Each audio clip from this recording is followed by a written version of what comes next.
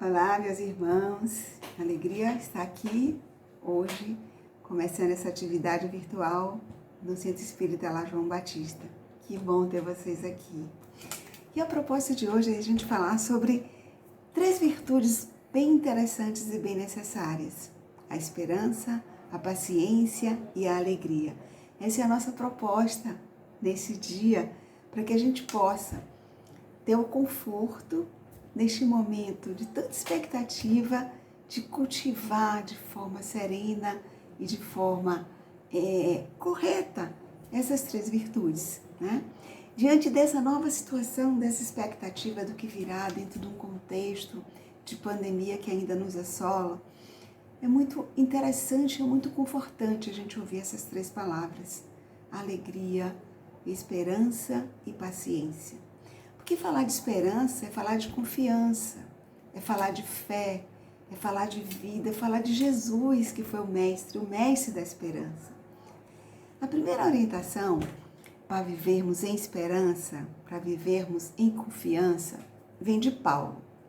Paulo, que foi o maior escritor do Novo Testamento, foi aquele apóstolo dos gentios, que viveu o que escreveu e que escreveu o que viveu com a mesma intensidade com que antes ele perseguiu os seguidores do Cristo. Paulo nos traz para a gente, em Romanos 12, um versículo muito forte, muito bonito ao mesmo tempo. Paulo nos diz o seguinte: alegrai-vos na esperança, sede pacientes na tribulação e perseverai na oração. Então, nesse trecho, Paulo traz ao nosso coração 4 palavras que devem sustentar nossa confiança. Paulo nos fala em alegria, Paulo nos fala de esperança, Paulo nos fala de paciência e Paulo fala de oração. Alegrai-vos na esperança, sede pacientes na tribulação e perseverai na oração. Mas o que é esperança? Vamos começar vendo o que é esperança. Alegrai-vos na esperança. Eu vou me alegrar em quê? Para muitos, esperança é a confiança no sobrenatural. Algo que eu não sei que vai acontecer, que eu fico esperando. Para outros, a esperança é uma força estranha, que move a gente para o futuro incerto. Eu vou na esperança, né? Pode ser que aconteça, pode ser que não aconteça. Quando nós vamos ao dicionário, o dicionário define esperança, e aí ele já traz uma coisa que fica mais perto do nosso compromisso pessoal. Porque ele fala que a esperança, ela está lá definida como um sentimento. Se é sentimento, é uma coisa minha. É o sentimento de quem vê como possível a realização daquilo que deseja, né? E Provérbios nos traz também essa máxima de você trazer à realidade aquilo que ainda não existe por força do que você pensa e por força do que você acredita, tá? Então, para outras, esperança é uma crença emocional na possibilidade de resultados positivos relacionados a eventos e circunstâncias da nossa vida, da sua vida. Então, nós encontramos várias definições para aquilo que efetivamente é esperança, né? E para nós, dentro da nossa perspectiva cristã, o que é a esperança?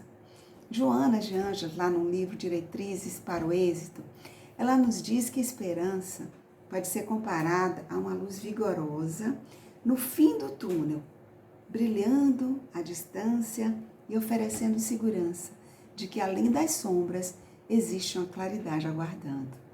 Então, é uma perspectiva que nós começamos, né, a visualizar. Aquele túnel onde tem uma luz no fundo e aquele fundo distante nos oferece a segurança de que além daquelas sombras existe uma claridade. Essa é a esperança que anima os nossos corações.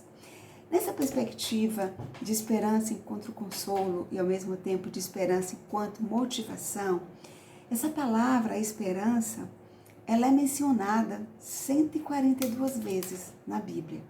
Algumas traduções trazem um pouquinho mais, outras um pouquinho menos, mas a média é que ela foi mencionada 142 vezes na Bíblia, em narrativas de alegria, narrativas de confiança e narrativas de coragem.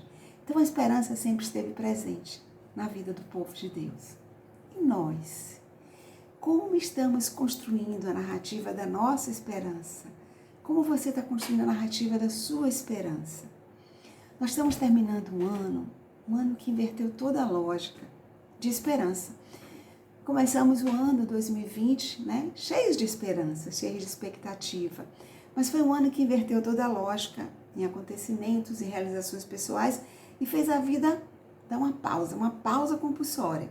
Casamentos não se realizaram, muitos divórcios nos surpreenderam, viagem de sonhos e de férias programadas foram canceladas, festas de formatura para celebrar o tão merecido canudo também não aconteceriam, início de carreiras depois de anos de dedicação ao estudo foram adiados, ou seja, vários sonhos e várias esperanças que não se concretizaram.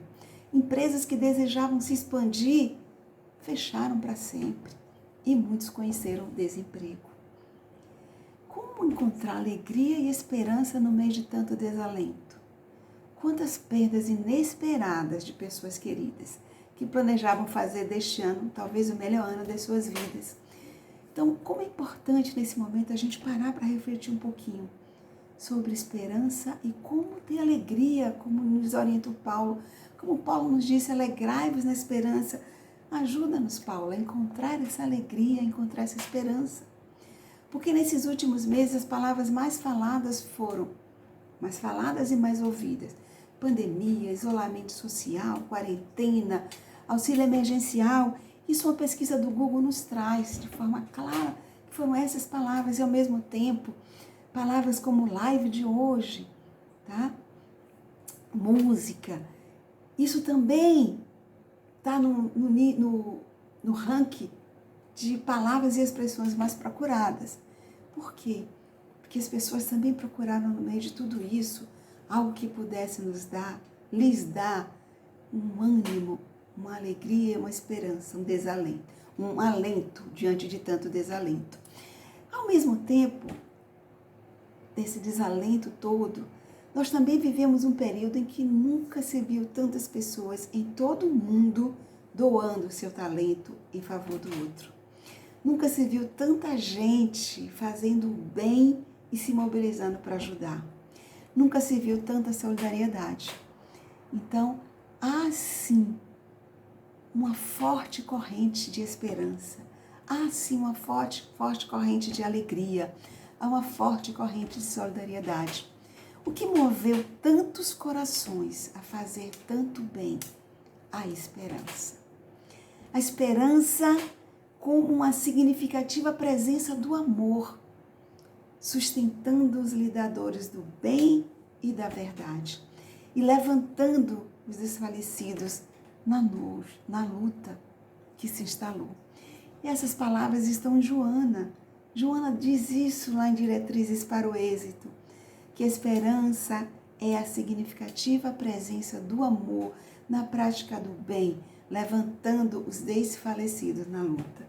E foi isso também que esse período nos mostrou. Porque a esperança, nesse contexto, ela é a mensageira da alegria e companheira da coragem enquanto valor moral. E eles se tornaram essas esperança, mensageira da alegria, companheira da coragem, se tornam indispensáveis para as realizações do enobrecimento humano. Prosseguir, Joana. Essas são as palavras de alento que a nossa benfeitora trouxe. E é esta alegria que Paulo nos exorta como um encorajamento, quando ele diz, alegrai-vos na esperança que encoraja, na esperança que conduz. A alegria que Paulo nos recomenda é a alegria que nos impulsiona a realizações, enquanto aguardamos o que ainda não vemos, mas que esperamos com certeza que virá. Então, alegrai-vos na esperança tem essa força, tem essa mensagem de nos colocar na realização do bem. A alegria não é viver em constante estado de euforia, não é essa a alegria que Paulo nos recomenda, não é essa a alegria que Joana nos fala, não é o estado de euforia que é um estado emocional que passa, achando que está tudo bem. Não, isso não é a alegria cristã, porque muitas vezes esse comportamento de que está tudo bem, do sorriso fácil, muitas vezes é um comportamento que esconde um coração em sofrimento, que esconde uma mente inquieta, é uma tristeza disfarçada, até mesmo na acomodação, ou por vezes na ociosidade. Então achar que está tudo bem para que eu não me comprometa em fazer nada. Mas no fundo isso esconde a dor emocional, a dor de uma mente inquieta e de um coração em sofrimento. Alegrai-vos na esperança, como Paulo nos recomenda, é um encorajamento, é uma atitude de contentamento interior. É uma virtude que a gente adquire, sim, nessa prática da generosidade, na prática da doação, da caridade e no exercício da gratidão. Essa é a alegria que nos conduz à esperança. Porque a gente está agindo e fazendo, agindo, levando, doando, fazendo com a alegria que sustenta a esperança. O alegrai-vos na esperança é ter atitude de otimismo, o otimismo saudável pelo que está por vir. É fazer a escolha do caminho a seguir, é ter confiança diante das dificuldades, é promover com entusiasmo as correções necessárias para que tudo se modifique. Esta é a alegria que Paulo nos diz que devemos ter. Alegrai-vos na esperança. Porque enquanto aguardamos, enquanto estamos na certeza do que virá, isso é o sentimento que nos leva a ter atitudes de coragem, atitudes otimistas, atitudes de entusiasmo. Cultive a esperança, porque a esperança, ela é filha da fé, ela brota da fé, a fé que permite que entendamos as verdades espirituais. E é exatamente a esperança que é o combustível da alegria, que é o combustível da coragem, que é a companheira da caridade. Esse é o entendimento que nós devemos ter. Porque se nós olharmos a história do povo de Deus, dos cristãos, eles sempre foram identificados por sua alegria. Não aquela alegria do riso fácil, mas a alegria como fruto do Espírito. E é por isso, e foi sempre por isso, a história nos relata, que esses cristãos que tinham alegria como fruto do Espírito, esclarecidos, souberam passar por tribulações, preservando na oração e preservando a alegria cristã. A história nos relata como os cristãos morriam na arena. Eles iam para as arenas, iam por sacrifício, por suplício, cantando. Estavam em festa? Não. Estavam encorajados pela fé, estavam encorajados pela esperança e oravam em forma de canção. Eles traduziam a sua fé e a sua esperança na alegria cristã de quem tinha certeza pelo esclarecimento espiritual do que viria.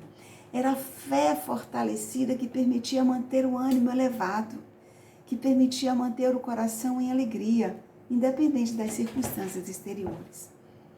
Então, meus irmãos, por mais que as circunstâncias, por mais que o seu momento seja um momento de dificuldades, um momento até de desalento, não perca a alegria. A alegria cristã, que é uma das mais bonitas virtudes e essencial à vida cristã, porque ela evidencia o verdadeiro sentido da fé. Não perca a esperança, não perca a alegria. Porque nós temos que trabalhar dentro do seguinte raciocínio. Eu creio, essa é a fé que me sustenta. Eu espero com a certeza da chegada.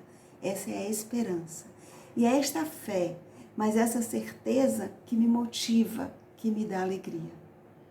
É como se nós hoje recebêssemos a notícia de que alguém muito querido vai chegar.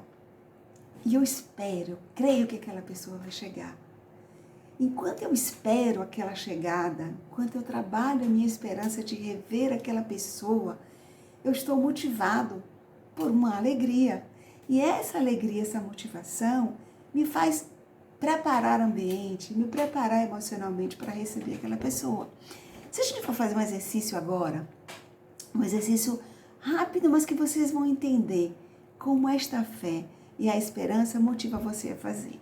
Se você parar agora e pensar assim, vamos propor um exercício, de você fechar os olhos e imaginar aquilo que você no momento mais gostaria.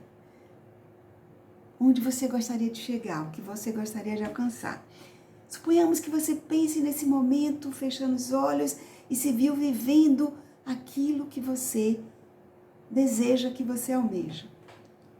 Que sentimento você tem quando você pensa nesse momento? Como você se vê nesse momento em que você está vivendo aquilo que você deseja? É um sentimento de alegria, é um sentimento de contentamento. Por quê? Porque você botou a sua fé, alimentou o seu desejo. E esses dois elementos, fé e certeza e desejo, lhe deu a motivação, lhe deu a alegria. E para chegar nesse momento, desse acontecimento que você deseja, esse acontecimento que você visualizou, como se agora estivesse vivendo, que é aquilo que a gente chama de esperançar, você esperançou nesse momento porque você viveu a sua esperança. É uma prática que você pode fazer na vivência cristã. É uma prática com aprendizado em todos os momentos da sua vida. É viver sempre cultivando essa esperança que alimenta a sua alegria. É você cultivar esse coração ensinável e cheio de gratidão antecipada por aquilo que você vai viver. Então é esse sentimento, essa virtude da alegria que você deve cultivar, qualquer que seja a dificuldade que você possa estar passando. Viva a sua esperança. Lembre sempre que Jesus que vivia em estado de alegria pelas virtudes do seu coração, Jesus não nos recomendou a alegria como uma opção. Ele nos recomendou a alegria como uma decisão de fé. E lá em João registra no capítulo 15, no inciso 11, essa frase de Jesus, que a minha alegria em vocês, que a minha alegria esteja em vocês e a alegria de vocês seja completa. Mas nós sabemos quantas dificuldades Jesus passou, quantas situações difíceis Jesus viveu, quanta incompreensão Jesus sofreu. Mas Jesus tinha o coração cheio da virtude da alegria, cheio da virtude da esperança. E foi isso que Jesus nos recomendou. Foi isso que ele desejou, que a alegria dele estivesse em nós, como uma decisão de fé, que devemos incorporar no nosso estilo de vida, como Jesus incorporou no dele, como um mandamento sagrado. Porque Jesus nos encorajou a viver em alegria. Jesus nos encorajou a viver alegres, como uma forma de saudação e de louvor. Então, viver alegre não significa ficar imune às tristezas. Jesus passou por um momento de tristezas, nós sabemos. Viver em alegria não significa ficar imune às situações de dor. Afinal de contas, nós estamos encarnados em um mundo de provas e de expiações. Estamos sujeitos às dificuldades. Mas aí entra o componente, que é a virtude também da paciência. De viver as nossas dificuldades com a paciência, com a virtude da paciência. Mas isso não significa que nós não devamos viver os nossos momentos de tristeza. Sim, estar tristes quando há motivo de tristeza. Sofrer a dor quando esta se faz presente. Chorar quando a aflição chegar. Sentir temor, sentir inquietação em situações difíceis. Isso é humano, é sensato. Isso é um sinal de saúde emocional. Mas o que nós não podemos é quedar inerte nesse processo de dor. O que nós não podemos é cair na lamentação. O que nós não podemos é ficar na comiseração pessoal, como se fôssemos coitadinhos desse processo. Não, é o processo que nós estamos vivendo da nossa transformação. E Paulo, mais uma vez, vem e nos orienta. Lá na segunda carta a Coríntios, no capítulo 6, versículo 4 e 10, Paulo nos diz o seguinte: nas aflições, nas privações, nas angústias, nos momentos mais entristecidos, viva os momentos, entristeça-se com os momentos, mas esteja sempre alegre. Que alegria era que Paulo nos falava? É o contentamento anterior, é a decisão do nosso coração de viver como Jesus nos disse. em estado de alegria. E a alegria também é uma virtude que esteve presente na vida dos cristãos, esteve presente na vida do povo de Deus. Que os cristãos foram aqueles depois de Cristo. Mas antes de Cristo, os judeus, o povo de Israel, todo aquele povo que viveu tantas dificuldades. Mas a Bíblia registra também, nos seus vários livros, a palavra alegria 244 vezes. Algumas traduções mais, algumas traduções menos. Mas uma média de 244 vezes a palavra alegria é citada na Bíblia. Em alguns momentos ela foi expressão de júbilo. Em situações de dor e de dificuldade, ela foi sustentação de fé, de confiança, de esperança. A esperança era alimentada na alegria. A esperança era alimentada, a confiança, a fé era alimentada com movimentos de alegria. Porque o povo de Deus, ele sempre foi um povo da esperança. E os relatos nos mostram isso. Todo o sofrimento era alimentado com a força da esperança. Quanto o povo de Deus sofreu, quantos cristãos sofreram. Mas esse sofrimento do povo de Deus, que foi o povo caracterizado pela esperança, essa esperança era vivida com a mesma intensidade com que cantava, dançava e louvava. A música, a demonstração de alegria era a maior forma de louvar. A sua alegria era uma satisfação em Deus. Até porque aquelas pessoas não sabiam ler, aquelas pessoas não sabiam escrever. A forma de louvar e das orações ficarem na lembrança, não esquecerem as recomendações, até os mandamentos. A forma disso ficar internalizado era através da música. Os primeiros livros eram livros cantados, então o cantar era uma forma de louvar. A alegria era um estado emocional para louvar, para agradecer e para sustentar a esperança. Nós encontramos lá em Davi, no Salmo 16, 11, Davi diz: Tu me farás ver os caminhos da vida, na tua presença, a plenitude de alegria. Então, estar em presença de Deus era para o povo a plenitude da alegria. Eles viviam esta alegria como uma forma de louvar e de agradecer. Salomão, por sua vez, em Provérbios 15, 13, ele diz: a alegria do coração ilumina todo o rosto, mas a tristeza da alma abate todo o corpo. Então o povo era incentivado, era admoestado a viver em estado de alegria, o estado emocional de louvor. Mais uma vez nós trazemos Paulo, esse apóstolo dos gentios. Paulo preso em Roma, ele escreve aos Filipenses, e mesmo em situação de cárcere, Paulo recomenda a alegria. Paulo diz lá na carta aos Filipenses, no capítulo 4, versículos 4, 9 e 11. Paulo diz assim, logo no versículo 4, alegrai-vos sempre no Senhor. Outra vez digo, alegrai-vos. Paulo incitava a alegria. O que aprendestes, diz Paulo lá no versículo 9, o que aprendestes e ouvistes e viste em mim, isso praticai, e o Deus da paz será convosco. Aí ele vem no versículo 11 e diz, porque aprendi a viver contente em toda e qualquer situação. Então Paulo vem e ele incentiva, ele exorta a alegria para que ela fosse o grande combustível da esperança. E ao mesmo tempo, a esperança é que faz brotar essa alegria. Então cultive o hábito da alegria, apesar das dificuldades. Não esteja apenas alegre, seja alegre. Traga alegria para a sua vida como um ato de louvor, como uma decisão de fé. Confie na orientação espiritual de que por mais difícil que tudo esteja, tudo passa. Confie com a certeza de que as promessas divinas não se deixarão de cumprir. Mas é preciso que você esteja em estado emocional e mental de receber as promessas divinas. Aí nós vamos também para Tiago.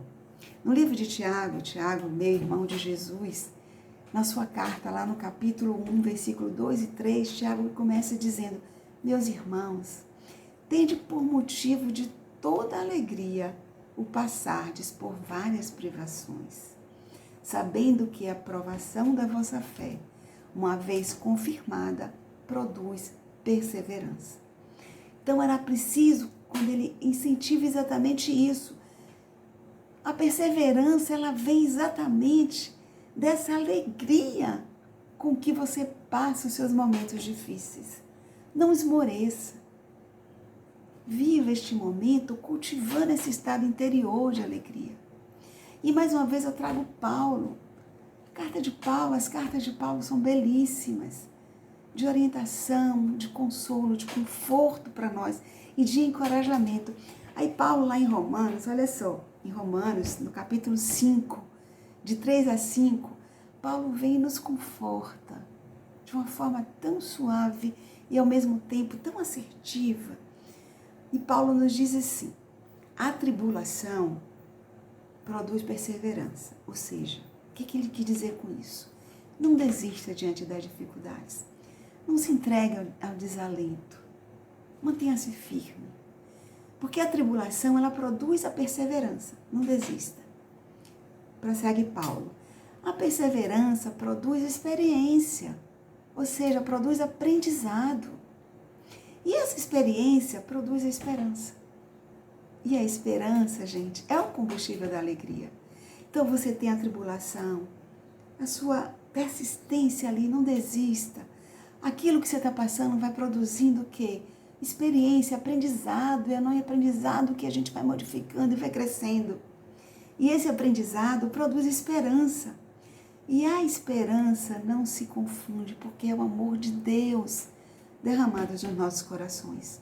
Então Paulo nos conforta nesse sentido. Não desista.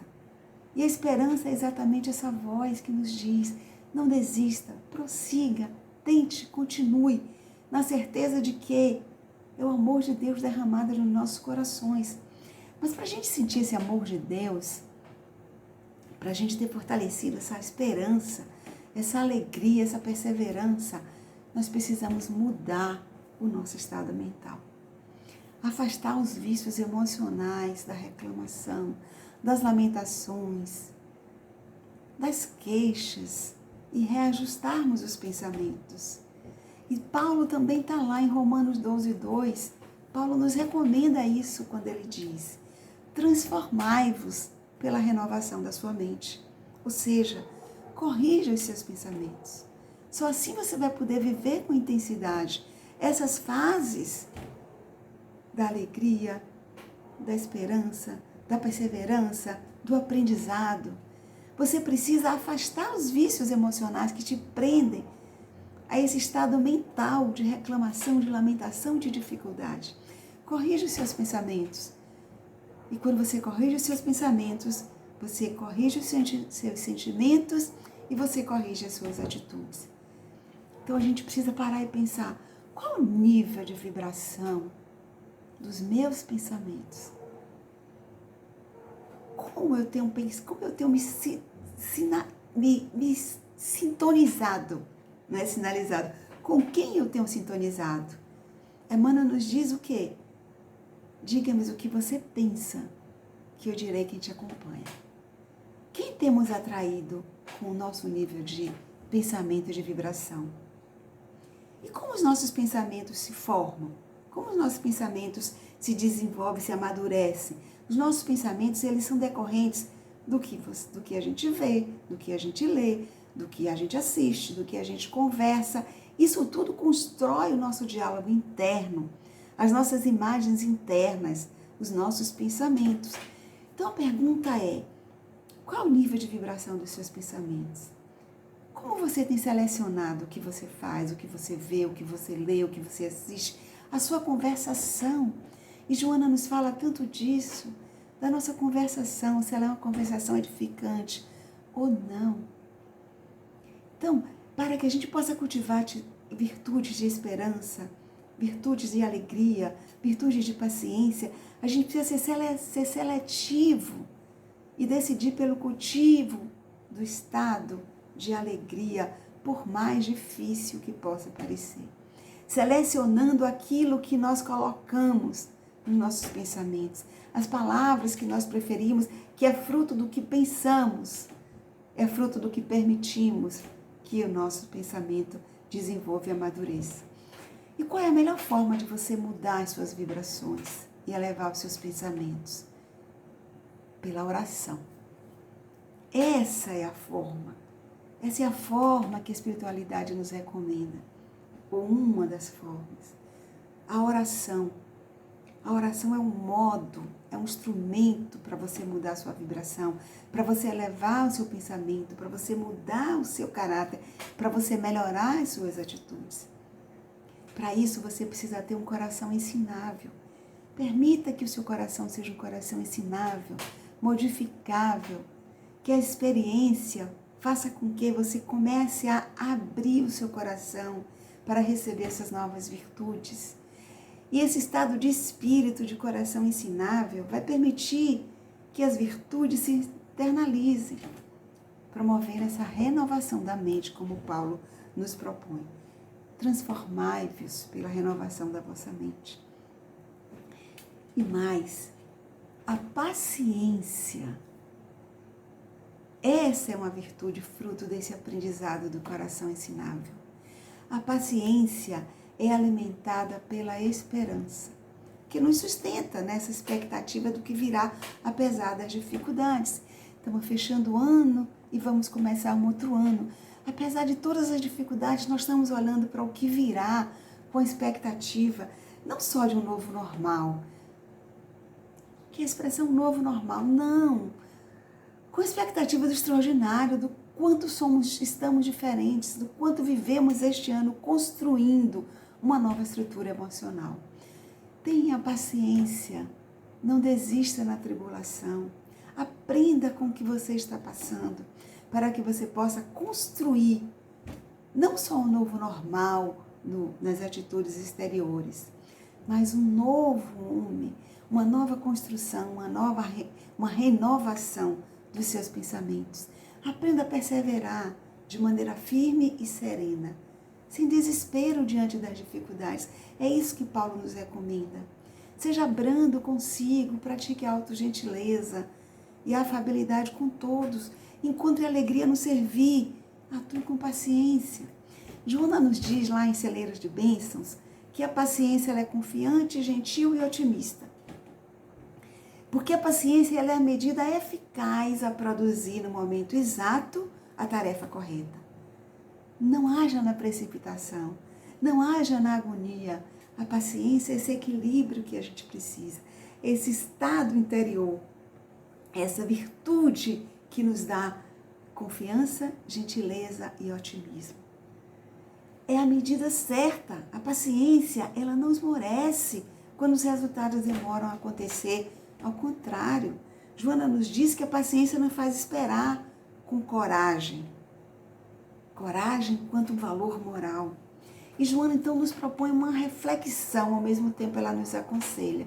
Joana diz o seguinte: se te sentes em constante mau humor, calma. Joana nos diz, quando você se sente assim, estás precisando do auxílio da paciência. Então, essa é a primeira reflexão que nós temos que fazer. Estamos nos sentindo, mal-humorado, constantemente, auxílio da paciência, que deves buscar orando com a sede de quem urgentemente precisa da água da paz. Sem a paciência, a irritação comanda e compromete toda e qualquer realização. Amélia Rodrigues, por sua vez, vem e nos lembra lá no livro Há Flores no Caminho, que a paciência harmoniza e reconforta.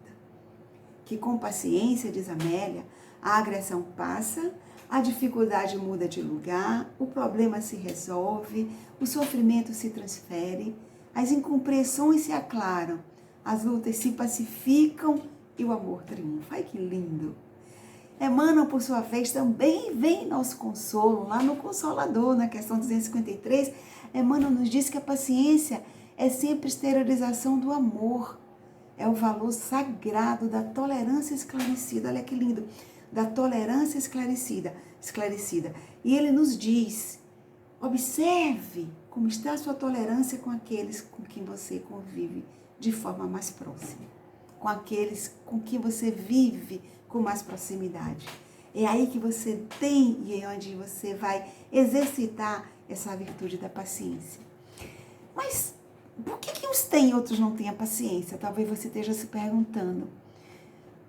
Sendo a paciência algo tão precioso, por que alguns vivem tão impacientes, tão desesperançosos? A paciência seria então a concessão de Deus? Para uns sim, para outros não? Emmanuel também vem e nos responde lá no Consolador, também na 253, Emmanuel diz o seguinte, olha só, a paciência é uma virtude e como tal, ela não é concessão de Deus, ela é uma aquisição do Espírito, ou seja, ela está aí para todos. Agora, ela é uma aquisição do Espírito nas estradas da vida. No seu caminhar é que você vai desenvolvendo a atitude da paciência. As atitudes da paciência que vão formar essa virtude. E Emmanuel nos diz, isso aqui é bacana, que essa aquisição do Espírito nas estradas da vida, ela é incorporada eternamente aos seus valores. Porque ela é fruto da sua conquista pelo trabalho, no esforço próprio. Então, a paciência é uma virtude que todos nós podemos adquirir.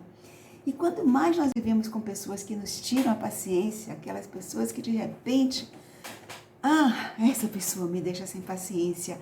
É aí nesse momento que você está, sim, burilando a virtude da paciência. É nesse momento que você tem que mostrar, como nos diz Emmanuel, o valor sagrado da tolerância esclarecida. Então tenha paciência com quem está percorrendo o caminho que você já fez. Com as pessoas mais lentas, com equívocos, com dificuldades. Você também já esteve lá, eu já estive lá, ou ainda estamos nesse caminho. Um dia você já esteve lá e alguém teve paciência. Ou você ainda está lá, eu ainda estou lá, todos nós ainda estamos. Então, tenha calma com quem você acha que tira a sua paciência. Você está adquirindo a virtude da paciência. Tenha esse coração ensinável, porque a paciência é uma virtude aprendida. Como adquirir essa virtude, então? Alguns insights a gente encontra por orientações da espiritualidade. Eduque a sua vontade, discipline seus impulsos, cultive o hábito da gentileza ao falar, a gentileza ao escutar, uma escuta amorosa, uma atenção cuidadosa. E pequenos detalhes, lembra que Joana falou quando você está assim nesse mau humor, você está precisando da paciência, como está procurando a água da paz? Então é uma das formas, a água da paz que Chico nos ensina, nos orienta. Quando você estiver sentindo que você está ficando sem paciência, que tem alguém que está ali tirando sua paciência, de repente, ai meu Deus, Senhor, beba água. É uma forma de adquirir paciência. Beba água, isso dá tranquilidade. Mastigue alimentos que exijam uma mastigação devagar. Você vai estar com alguém que talvez você pense que vai tirar um pouco de paciência. Ou momentos que você sabe que ainda vai, talvez, lhe tirar a paciência. Que o mau humor talvez esteja ali querendo chegar. Bote algo, mastigue algo que exija uma mastigação devagar. Porque se você comer de dia inteiro, você vai se engasgar, vai ficar aqui. Isso tudo, Joana nos diz, que tudo isso imprime calma e equilíbrio, que resulta na harmonia interior geradora da paciência. São pequenas coisinhas que a gente pode fazer para adquirir essa virtude. Joana ainda recomenda o seguinte: recorre à paciência, sempre e em qualquer situação.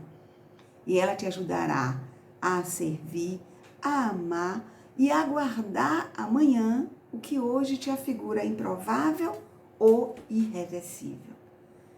Movimente a emoção da esperança com a alegria do que vai acontecer amanhã e transforme em flores nesse caminho da paciência. Porque a alegria na dificuldade se chama esperança. E a esperança é o adubo da paciência. Estou na dificuldade, mas estou com esse estado emocional, esse sentimento da alegria, que me encoraja, que me dá esperança. E essa esperança, a certeza do porvir, aduba a minha paciência. Joana diz que a paciência é também irmã da fé, porquanto todo aquele que crê, espera e confia tranquilamente. Então, gente, meus amigos, meus irmãos, fortalecer a fé é cultivar a esperança. Ou melhor, fortalecer a fé é cultivar a paciência, pois ela é a primeira flor do agir na esperança. Como fortalecer a fé? Por meio da oração. Porque a oração é o oxigênio da fé. A fé é a mãe de todas as virtudes que conduzem a Deus. Está lá no nosso Evangelho, capítulo 19. Também no Consolador, na questão 257, Emmanuel nos diz que a esperança é a filha dileta da fé. E a fé é a divina claridade da certeza. Quem tem esperança não cruza os braços e se antecipa no tempo o que quer que aconteça no dia de amanhã. Quem tem esperança age, atua para que aquilo que espera aconteça, chegue da forma em que você deseja. Não espera na passividade, ao contrário, segue agindo no bem, com coragem para realizar, é diligente, é paciente, acorda com alegria e dorme com gratidão pelo trabalho realizado. Foi mais um dia vivido e menos um dia em relação àquilo que eu estou esperando que chegue, aquilo que eu estou querendo que aconteça, aquilo que é a minha esperança. Porque a tristeza, pessoal, só vem ocupar o lugar da alegria quando esperamos de braços cruzados, com lamentações e com reclamações. E onde que nós vamos buscar essa motivação, essa força para alimentar essas expectativas? Quando de repente nós já estamos cansados de dificuldade, estamos quase perdendo a alegria. Nesse momento a gente respira e lembra de alguém que disse, sabe o quê? Bem-aventurados, ou seja, mais que felizes, alegres são os aflitos. Bem-aventurados aflitos. Alguém disse isso, lembram? E esse alguém também disse sim, vinde a mim, todos vós que vos a encontrais cansados e aflitos. Mas bem-aventurados, mais que felizes, por quê? Porque ele disse, vinde a mim, todo aquele que da tribulação sabe retirar o bom proveito. Não é aquele que fica na lamentação. Vinde a mim, todo aquele que encontra na dor um desafio para superar a si mesmo. Vinde a mim, você que está sofrido e cansado, e eu te aliviarei. Foi ele, Jesus. Esse chamamento não implica passividade, venha para mim e pronto, não. Joana, lá em Rumos Libertadores, ela diz o seguinte, que os aflitos humildes e que se convertem em lições vivas de otimismo e de esperança, os aflitos que convertem as dificuldades e provações em experiência de sabedoria, esses é que serão bem-aventurados, esses que serão consolados, esses que são mais do que felizes. Então, meus amigos, evidencie a sua fé com alegria, para que a sua esperança não seja vã. Não renuncie ao seu direito de esperançar com alegria, de viver aquilo que você deseja. Não terceirize a sua esperança, não coloque na mão do outro a responsabilidade de te fazer feliz, de realizar sonhos que devem ser frutos da sua fé e da sua ação. Entrega as suas mãos com confiança nas mãos de Jesus. Ele disse, vinde a mim, mas segue servindo e sorrindo. Lembrando que o amor não age na inquietação. Então acalma o coração e trabalha. Como também a passividade, a inquietação não produz frutos. E também a passividade otimista, de uma fé cega, de que tudo vai melhorar, ela também não produz frutos. O que produz frutos são as suas atitudes. Então coloque no seu coração que a esperança não é a última que morre. Porque tem gente que diz assim, mas ela morre, né? Tem gente que está tão desesperançado que quando você fala que a esperança é a última que morre, que é um ditado popular, ele fala assim, mas ela morre. Não. A esperança deve ser a primeira que chega para te entregar as flores que você vai cultivar com essa alegria cristã no caminho da aquisição da virtude da paciência. E ela, a esperança, ela não morre. Ela será permanente, porque a esperança é alimentada por sua fé. Então, fechamos com aquilo que Paulo nos diz lá em Romanos 12:12. Alegrai-vos na esperança, sede pacientes na tribulação e perseverai na oração. Então, essas são as virtudes que o nosso coração deve alimentar. Alegria, esperança, paciência e oração.